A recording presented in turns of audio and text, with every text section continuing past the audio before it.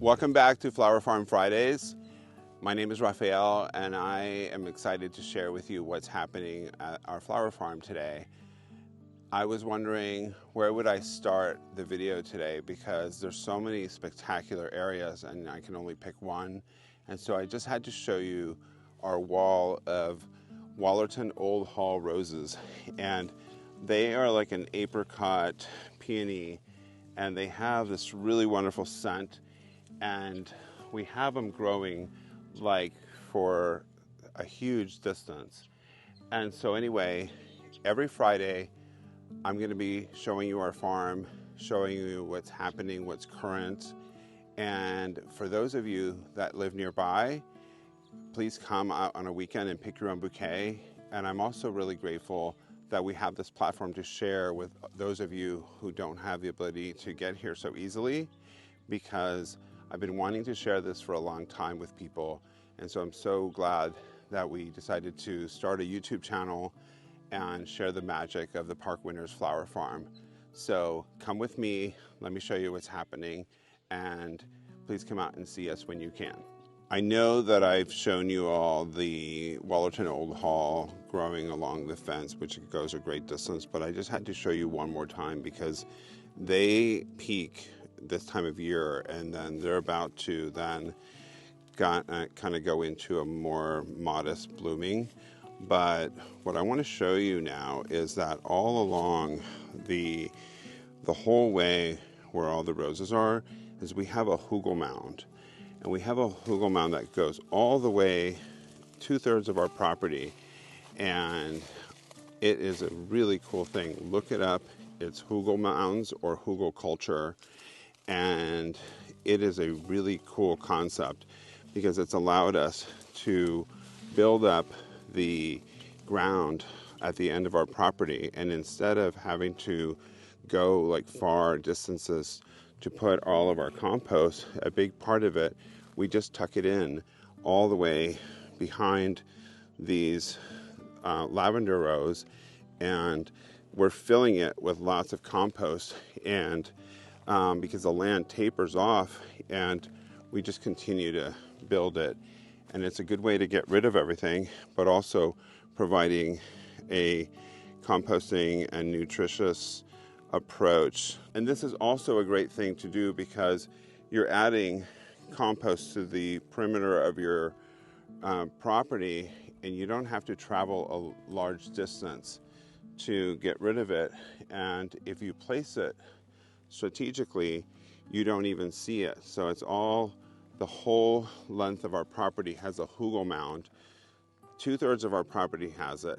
And it's really cool just being able to have these bushes like stepped in like 5 feet so that we can have all of our waste around the perimeter. And it also saves time with having to drive to our compost pile, and it composts itself. So it's a really cool thing. Look up Hoogle culture or Hoogle mounds because it's a really interesting and entertaining thing to learn about.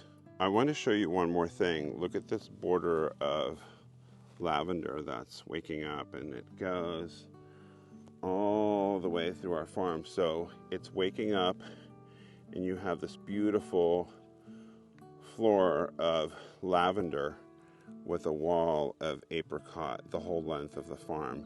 So it's really fun doing this, and it's like painting with flowers and trees. So I'll be showing you how cool all this lavender is when it wakes up, and this is just the beginnings of it. I want to show everyone our mailboxes because when we got here they were separated. They were like a ways away, and I put them together and I planted this, and I just figured because these roses are doing their thing that we would just show them off and how cool they are having these sweet mailboxes here in the country. But a funny story is that John is obsessed with me keeping these roses clipped from here because just one time a long time ago, the mailman told him that he wanted this clear, and he's such a rule follower that he wants and decapitated or something and just taken out. But I've befriended the mailman, and I assure you that he's not worried about these roses because I keep them looking natural, but he can still open and close these mailboxes. And anyway, that's a little backstory on John and his obsession with being extra careful. Anyway, I think it's really funny that John is obsessed with the mailman and making sure that we have these cleared. And so I just want to show you guys our mailboxes. This is an exciting time of year because a lot of the flowers are unfolding. And one of my favorite flowers that I first saw about 24 years ago in San Francisco in a photo shoot was this Matilia hop poppy.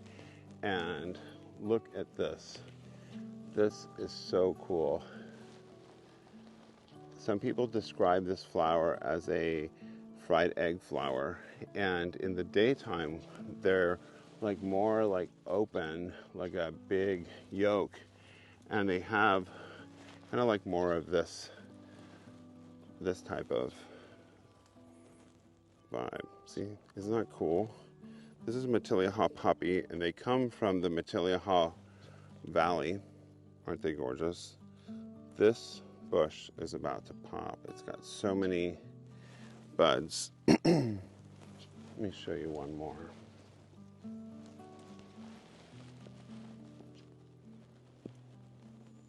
Isn't that beautiful?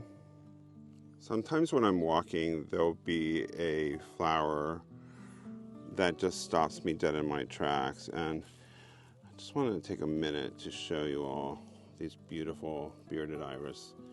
Aren't these colors just beautiful? There's like a lilac outer area with a blush center, and I'm just pretty fascinated with this flower, and I have to look into it because there's got to be a reason for the pollinators or something to come and enjoy this flower with that little furry thing. So I'm going to educate myself more on this. But I just wanted to show you all the tonality of this. Isn't that awesome? And then look, when you raise this up, it's accompanied by these sweet peas. And I don't know about you all, but I just can't get enough of all this. This variety of rose is called Bring Me Sunshine. And I have to say, it does bring me happiness, and it fades to like this color, but look at that cabbage shape it has. Isn't that pretty?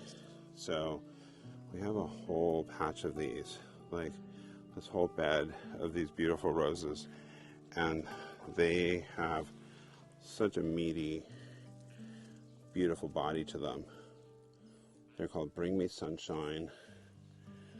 Would you all say that they make you happy?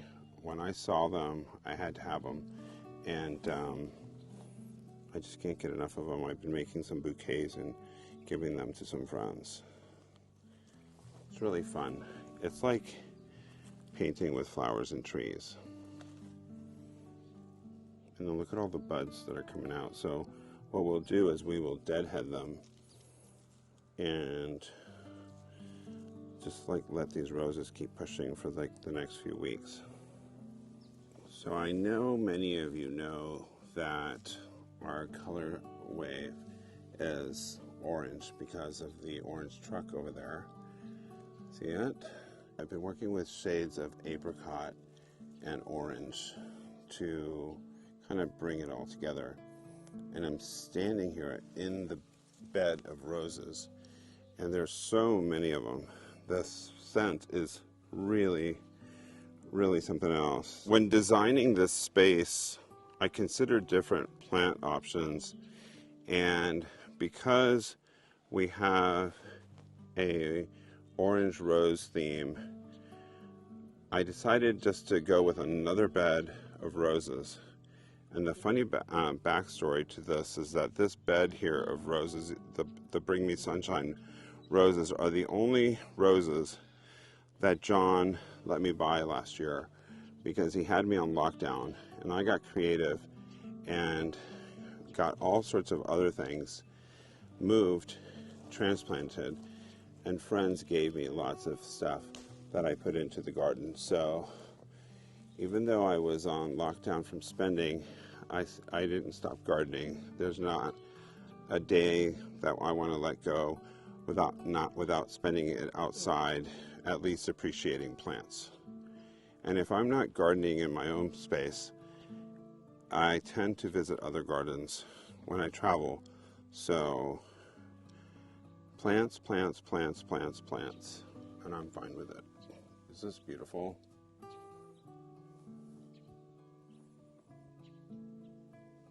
This is Alium. It's a nice, tall, skinny variety, but it has such a beautiful color. I see the graduation in the color of this. Look at the graduation in the color of these. And they're all so cool and interesting because they pop up like this, like these like little upside down, like little birds, right? And then they have this like little cap that you can lift off. They have a really interesting shape to them.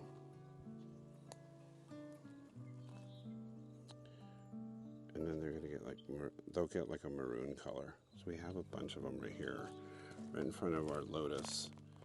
And there's so much to share, I just can't stop. So you can take these little things right here and like lift them up and reveal it. Like if you're lifting like a little hat. Isn't that cute? Nature's so interesting.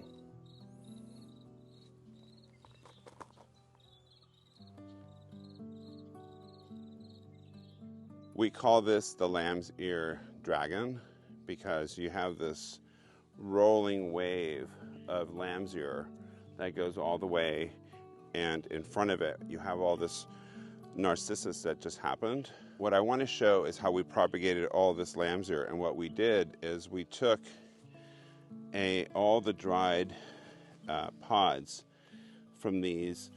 Every one of these is going to become full of seeds, and then what we did is we broke it up and we placed all the seeds on the ground like a petri dish in a wave, and then we put some compost on it and watered it, and we got this wave of the lamb's ear. So it's really cool. Look at how beautiful it is. It's got this really nice purple blooms, and so what we do is we harvest it like this at its peak. We're drying a lot of it also so that we can save the seeds and continue to spread it through our gardens. So this is lamb's ear. It has a really nice, soft feel to it. They call them lamb's ears because they feel like lamb's ears. So it's really furry, and it's a really cool plant. And I also love the tonality of it because it has that same like olive gray, like a silver gray, and it's cool to see it moving through our garden. And then we have like the frontage of them is these wave of narcissus, and then inside we had muscari, also known as grape hyacinth. So isn't this cool? It just waves on there, and you can plant a lot of this plant if you have a big patch to grow with just seed. And once you introduce it to your garden, if it's the right growing conditions, it's going to thrive. Okay, I have to show you these sweet peas one more time because they're just like so beautiful, and they're like at the peak of the hog wire. So they've grown quite a bit just in like 2 or 3 weeks, and it's so cool to see this unfolding.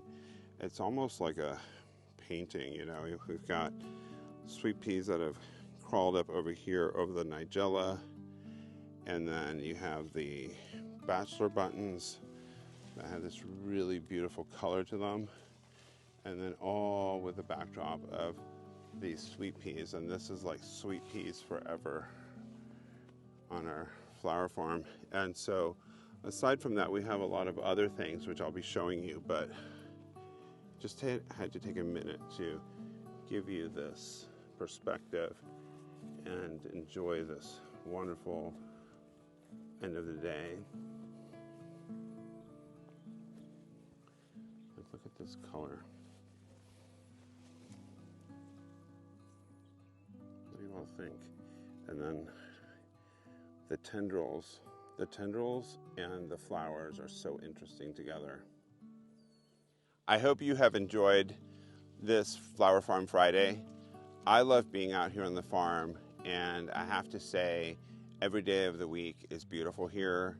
Being out here with the birds and looking at all the unfolding of the plants that happen week by week is a magical experience. I've been very fortunate to be gardening since I was a kid, and I really find it a joy to be able to share the magic of gardening with people, because gardening is what I know to do. That's what I love to share from my heart. I hope that you've enjoyed this Flower Farm Friday and that you find yourself doing something creative or playing in your garden.